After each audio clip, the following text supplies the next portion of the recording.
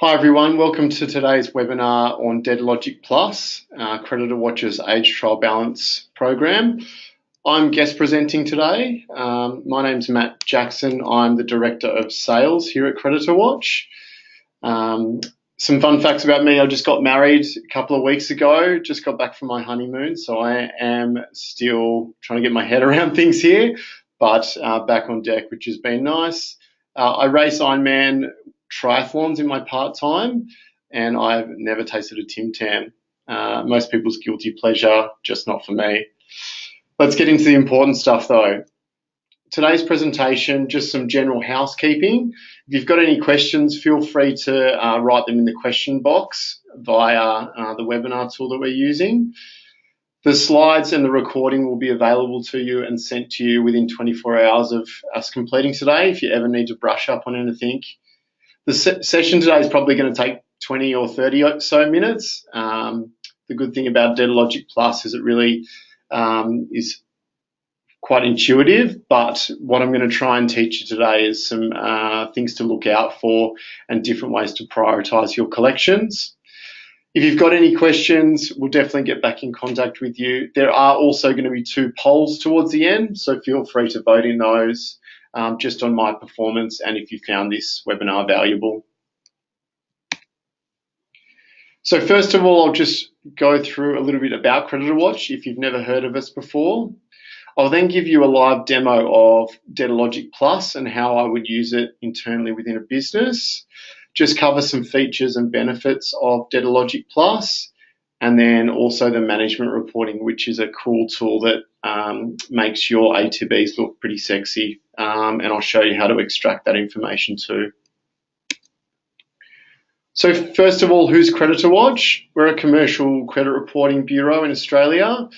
We're the only bureau that really accesses and gets information from all size businesses, from small to medium size entities right up to ASX listed companies.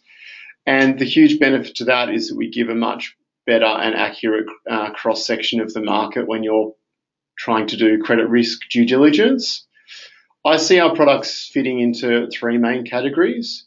First of all, we have Apply Easy, which is an online credit application, and the whole solution around Apply Easy is trying to help you acquire and onboard customers faster in a more automated way. It's a great solution that helps validate all the information as a customer is completing it, and hopefully allows you to approve or decline an application in a much shorter time frame than typically possible with a paper-based application. I think the best thing about Apply Easy though is that customers can't skip over or put in incorrect information, which means you don't have to go back and forth with the customer 10 times before you get actually what you're after. The second thing we do is CreditorWatch, which is our credit reporting and monitoring. Credit reporting is obviously great. It's a snapshot in time and it lets you know whether you want to do business with someone.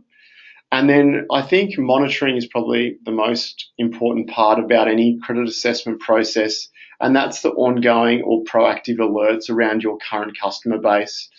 What we find is people don't ring you up and let you know that they've been taken to court or that they've changed their business ABN or one of the directors is having some financial difficulty.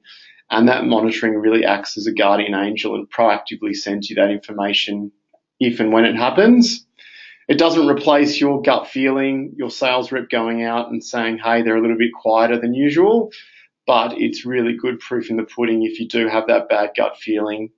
Typically there's an alert that follows pretty soon after, and it allows you to have some really actionable outcomes for that. And thirdly, it's all about age trial balance management, and that's where DebtorLogic comes in, and that's what we're covering today. I'll just have a quick mention on PBSR Logic. It's one of our newer products. It's a portal designed to help you register on the PBSR. It has some great features like renewal alerts. So when your registration is due for renewal, we send you an email and let you know that it's coming up, just to ensure that that doesn't lapse. It also has pre-made templates, which really makes the application and lodgement process really easy. So if you're doing PPSR, please get in contact. But back to DebtorLogic, and that's our age trial balance management tool. So this product's typically for medium to larger size entities on our corporate plans. What it does is takes your age trial balance and it splices and dices the information with our bureau data and helps you do a couple of things. First of all, it ranks your customers versus the market, so you can see how you're getting paid versus other customers. I like to think it identifies your best and worst customers, but probably most importantly, I think it also challenges the way that you probably collect debts internally. And by that, I mean most organisations will look at the 90-day or 60-day plus column and start there and work backwards towards 30-day or current. But what DebtorLogic really does is help identify low-hanging fruit, people that are potentially paying you late but others on time and are using you as a bank, and bringing that customer forward by just one bracket, even if it's from the 60-day to the 30-day mark, has a huge impact on your DSO. So I like to think it's kind of looking at your DSO and turbocharging it, and then challenging the way that you collect your current outstandings. So where does all this information come from? First of all, we gather information from some of our customers in the corporate trade program. So anyone using DebtorLogic provides their age trial balance on a monthly basis. This is all anonymous, and we also round the figures to ensure that no one can pinpoint exactly who's contributing the information. This information is great because it comes from some of the biggest companies in Australia. It covers a broad range of customers. We get millions of lines of trade a month, and it really gives us a really good snapshot of how all those large corporates are getting paid. The downside to this information, though, is that it's received every 30 days, so it's not live, and it's typically coming from tier 1 suppliers, so the best paid companies in Australia. So this information is great, and it's very valuable, but it does have some limitations as well. Something that's unique to CreditorWatch is the way that we collect and collate small business payment information. So we're the only bureau that has a direct link with Xero and MYOB. And if a customer is using CreditorWatch and an accounting package, they can integrate the two. Now for us, or for the customer actually, they get a great give back. It helps them match ABNs to their customers. It gives them some risk information. But feeding this information into DebtorLogic is extremely valuable. The reason being is it comes from probably the worst paid companies in Australia, and it means it's a more accurate prediction of how the market gets paid when we combine both small business and corporate payment information. A huge benefit is that this information is received every 5 minutes. So rather than waiting 30 days for some outdated information, we can poll this information live, and it essentially makes us be able to work out our payment predictor to the day rather than to the 30-day mark. So that's why you'll see that our averaging is really accurate with our payment days outstanding. I also think this small business information by far provides the earliest warning signs that someone's starting to have cash flow problems. On top of this, we have a whole heap of industry classification data, which now helps us provide industry averages for our customers, and that's seen on our credit scores, both our payment and our risk score, which is called a creditworthiness score. So let's just jump into a live demonstration here. So DebtorLogic is a subscription-based product. You can find it up here. It's got a little flashing icon on it. And just by clicking that, if you're a subscriber, it will take you straight there. If you're not a current subscriber, it'll allow you to contact us. We can get in contact and help you set it up by loading some age trial balances in place. When you click through, it comes to the DebtorLogic page. The first thing you can see here is that you're actually able to upload your ATB yourself. The benefit of doing this is all the information is collated instantly. So it takes about a couple of minutes to upload an ATB. it's 2 easy steps for you, but it will just think for a little while, and then straight away it'll populate all your data in this. So most companies do this once a month as a bit of a health check, but I do have some customers that upload their ATB on a weekly basis. That way it rejigs all the graphs and the figures, and then they use this for their collections prioritization. We also let you know potential customers that you might like to default. Obviously, with defaulting, you want to make sure that you've gone through the appropriate steps, but defaulting is a great way, first of all, not just if you're having a bad experience with a company, it is also a great way to re-educate your debtors or your customers on when they can pay bills. And by putting a default process in place, doesn't mean you can't deal with that customer again. It simply helps re-educate them to make sure that they're paying on 30 days rather than 90 days. And that has huge impacts for your DSO. Down a little bit further is a 12-month trend of how your receivables are going. A cool thing is that you can toggle some of the lines on and off to have a bit of a better view. And the whole thing I'm looking for here is trends. So I'm looking for, is my receivables getting better or worse over time? So we look at, for example, the over 90 days column. You can see this is trending nicely. The over 90 days is decreasing over time, and that's exactly what we want. You're ideally looking for the 1 and 30 days to be increasing, meaning sales are increasing and also that you're collecting money sooner. Where the real magic happens though is when you click view on a particular ATB, and we're going to go through to, this is all just test data by the way, but we're going to go through to May of 2018. So when I click that, we come to this screen, and this is looking specifically at May's age trial balance, and there's a few things that you can do here. First of all, if you're a company that has multiple branches or has multiple states and you like to report on those, you can actually filter. So you'd put your whole age trial balance in and say we would only want to view New South Wales accounts. If there's a column in your age trial balance, it'll allow you to filter that, and it will rejig all of these figures and just show that state's specific information. So this is great if you've got decentralized credit teams or specific collectors that look after specific states, for example.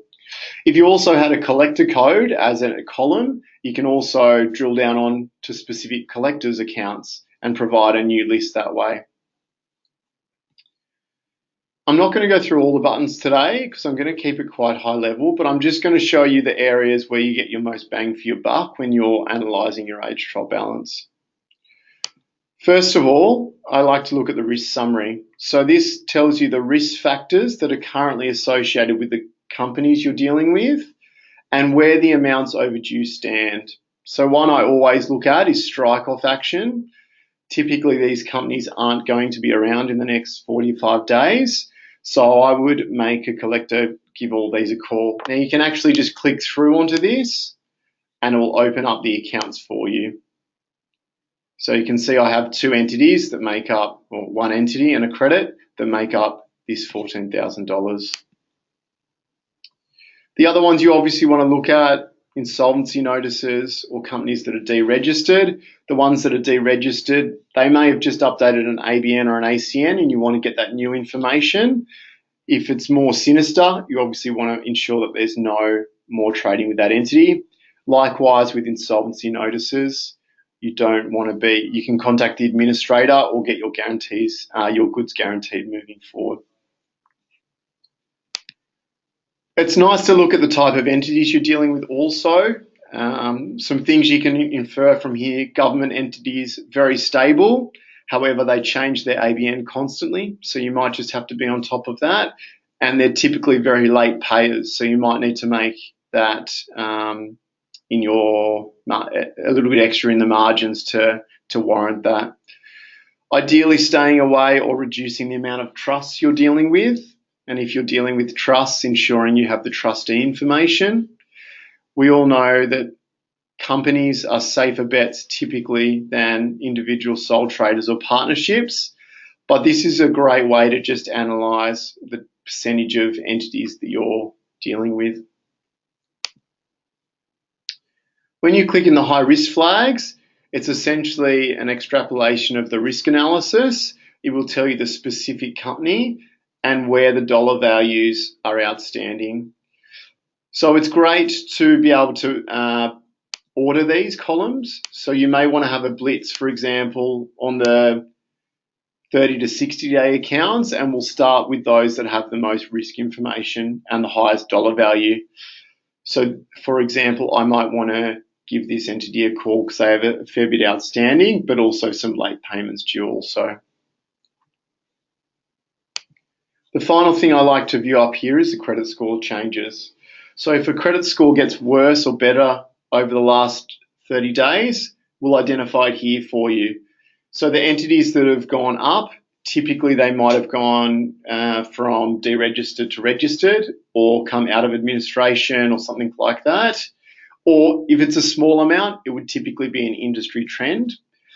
If a company has gone down by a significant amount, it's usually because there's multiple bits of adverse on the credit profile, or there might be a directed change or something that's impacted the business.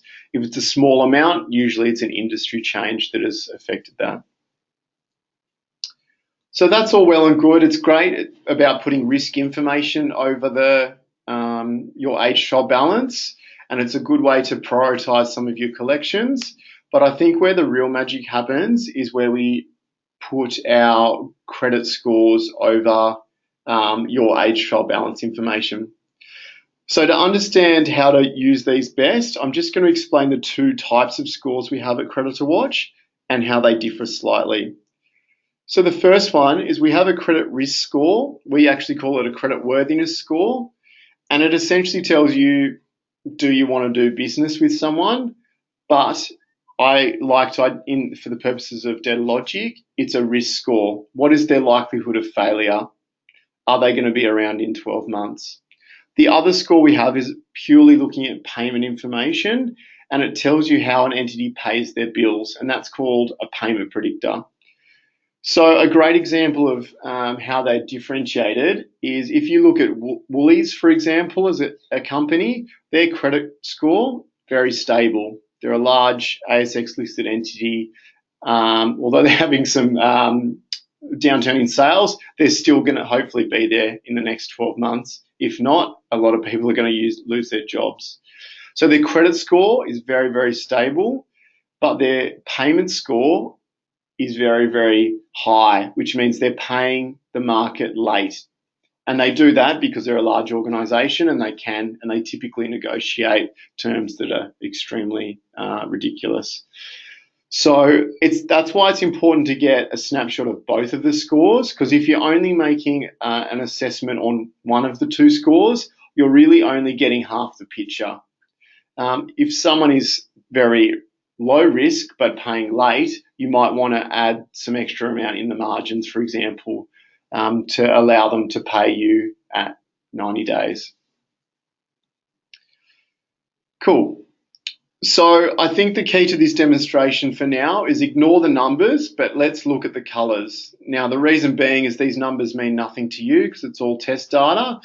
Once you put your own age trial balance information in there, it should be a little bit more meaningful, but the principles are still the same when your own information's there. So at the top, the whole idea with these graphs, all of them that we're about to go through, is shoot for the green, monitor the orange, and avoid the red. So shoot for the green, monitor the orange, avoid the red. So in this top graph, we have our credit score, which is our risk score along the top, 0 being the worst, 850 being the best. And down the side, we have our payment score. So how the entity is paying the market, not you, but the market. So the whole idea is that the company's in the green area. And if you click one of these, it'll actually open up the list of entities that make that up. So you'll be able to see the entities that are making up that bucket. But these entities are very stable and they're paying the market on time. they're great customers to have, and I'd be looking after those, or potentially extending more credit to them because they're paying they're stable and they're paying the market on time. Over in this segment, these are companies you want to watch. Their credit score is below average, but they're paying the market on time. So they might be dealing a lot on COD, or they haven't started to drag their heels in payment, but there's some adverse information that's basically bringing their credit score down for some reason. So it's really important to really closely monitor these entities or move them onto COD. Down the bottom here, these are the entities you want to avoid. They're paying the market late and their credit score is very poor. So I'd be moving them to COD or potentially not dealing with them at all. And in this quadrant down here, they're paying the market late, but their credit score is very stable. So these can be either really large entities or government entities that we typically find congregating down in this area. So the only difference between this graph and the one below it is its dollar values versus number of accounts that make up that information.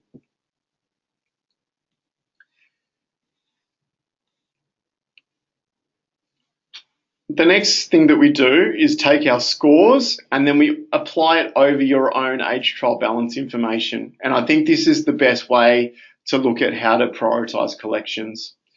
So this is your age trial balance, so your current 30, 60, 90-day buckets, and then how they pay the market. So once again, the green areas are your best paying customers, and they're also paying the market on time. So these are good companies to have around. Over in this area, they're paying you late, but the market on time. So this will signify one of two things. They've either got money and they're just not using it to pay you. So this might be a list of companies that you want to give to a collector to have a blitz on and try and get money in sooner. Or you're a second tier supplier. They're starting to have cash flow problems and you're the first to know about it.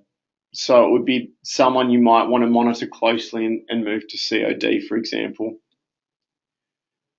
Down in this area, these people are paying you and the market late. So it's good to just assess what companies are in here. If they're large companies like a Woolies or Coles, keep an eye on it. If they're smaller businesses, they're either traditionally really bad payers and a default might be a good way to re-educate them on how they can pay you, or they're having cash flow problems everywhere and it's something that you want to probably nip in the butt before some losses occur. Down in this area, they're paying you on time, but the market late. Now, you might not think that there's anything wrong with that, but what that typically means is you're a critical supplier to that entity and they'll pay you right up until the day they close their doors. So it means that they potentially could be having cash flow problems elsewhere. They're starting not to pay their secondary suppliers and you don't know about it at the moment. The thing that happens when it catches up with A suppliers is the dollar values are bigger. So you typically get bigger losses if you're in this category. So this is a great group of companies to watch. And if you're not monitoring the entities, I strongly suggest. So once again, dollar value versus number of accounts that make up that entity, that box. The final set of graphs is looking at the credit risk score, so the risk information versus your age trial balance data. So in the green areas, these are your good customers. They're paying you on time and they're very stable. You might want to extend more credit, keep them on your good side, pat the salesperson on the back to say that they're a good customer. In this area, they're paying you late, but they're stable. So they're those bigger entities. It's a really good area to focus your collections on. Bring it in earlier. You know they've got the money because they're stable entities. They're just not using it to pay you. And it might be a re-education process. Down in this area, these are people you're wanting to move to COD or potentially stop trading with. They're paying you extremely late. there's a low credit score, there's probably some adverse that you need to know about, and hopefully you would have received some alerts before you got to this stage. In this area, credit score's low, but they're still paying you on time. There might be some mounting adverse from some secondary suppliers that you hopefully would have received. I'll be making sure that they don't go past current or 30 days at the very least. And I'd be monitoring to make sure that they're not doing any huge orders that are out of the ordinary. What we typically see is when a company is starting to get to the last legs, they do that famous last order that's 3 times the size of their usual purchases. So I'd be looking out for those in these particular companies. And once again, dollar value versus the number of accounts. Another really cool thing that we have here is a management report. And what that does is it's a one-click PDF that generates, and it pulls all of this information into a really easy to use report. You can add your own logo so it looks like you whipped it up yourself. And this is loved by credit managers, FCs, CFOs, and MDs because it really highlights the important information that they need to know about rather than just looking at a Excel document. I'm a visual person. I love all the graphs and summaries in here, and it looks like you spent hours in Excel doing it. One of my customers said it makes their data sexy for someone who doesn't really like numbers. So this essentially pulls out all the information. It's a really good summary, and it's a great way to present to someone or simply even show your team. So if the receivables are decreasing, for example, it's a great way to highlight that, put a graph on a wall, etc.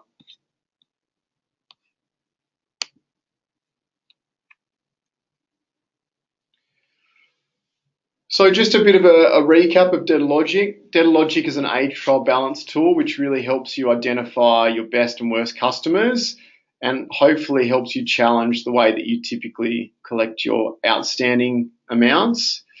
It's really good at identifying customer creep, and that's where they slowly over time just pay a little bit later until they disappear. It's really good at highlighting when they move buckets, when their credit scores slightly decrease, when their payment terms start to increase, and nipping that in the butt before you have major problems. It's also great and a good tool to speak to salespeople about. You might want to extend or offer more products to some of your best customers and provide further growth for the business that you're working with. And it's really good to highlight to sales managers, senior managers, when you've got a bad feeling about someone and you want to move someone to COD or cut terms. It's a really good way to point the risky customers out to them and say, hey, look, we really need to limit our losses with this one, or at least move them to COD until their accounts are back in order and we have more of a trading history with them. As I said, with the management report, it's a one-click button which pulls out all the summary information of DebtorLogic Plus. It's a great tool. All the graphs are downloadable and you can put them into other documents also. It's a really good way to present to a board or an MD or an FC, CFO, etc. And this is just a snapshot of some of the graphs that you can view there.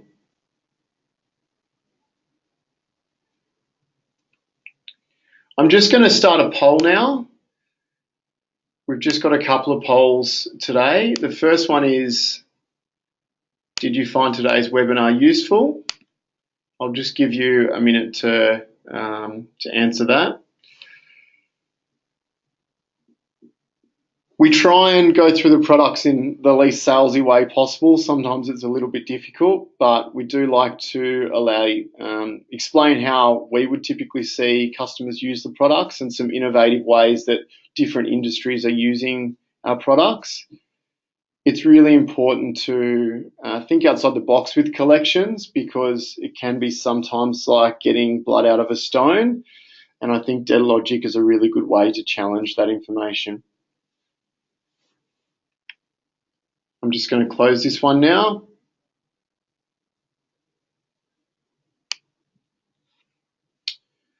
So what's coming up next for CreditorWatch and our webinars?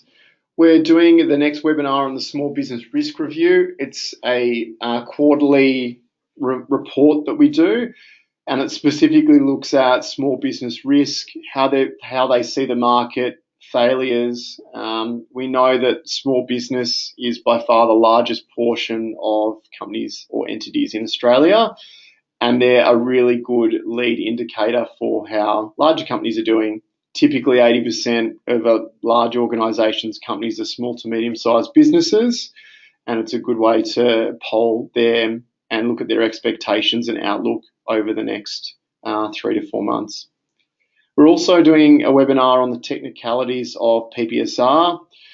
As you know, PPSR is an amazing fail-safe if their goods or service goes unpaid, if a company goes into administration for a relatively low cost. But unfortunately, the legislation can be quite tricky and can be daunting. So we're going to go through some basic rules around that in that next webinar also. So today's resources, we're going to have all this available for you to download online. We can also send all of this information to you. If you'd like further information about DebtorLogic, if you've got an account manager, please get in contact with them, or you can simply email admin@creditorwatch.com.au. We also have plenty of questions, so if you've got a question, you can email webinars@creditorwatch.com.au.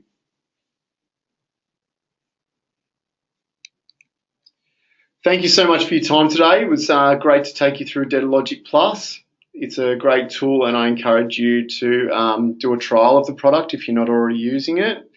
If you'd like further information specifically on how your company can utilize it better internally, please get in contact, because we can run you through some industry-specific case studies, or we can give you some insight into how other entities are using it in your industry. So please feel free to get in contact. Thank you so much, and I'll speak to you soon. Go enjoy your lunch.